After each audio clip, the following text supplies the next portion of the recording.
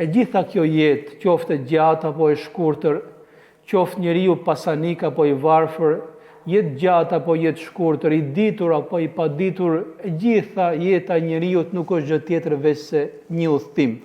E pranon apo se pranon njeriu, e beson apo se beson njeriu.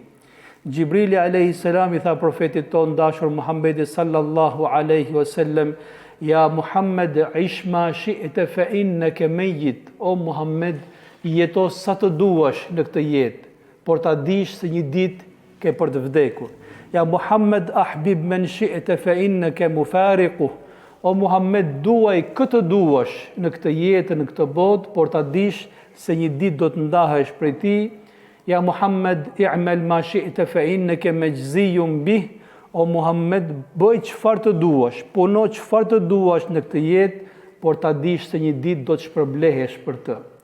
Do të japësh llogari për të. Faktikisht, ne mundohemi t'i shpjegojmë me fjalë të gjata, po këto 3 fjalë janë filozofia e jetës e kësaj bote dhe e botës tjetër. Vetëm kaq po të kuptonte njeriu.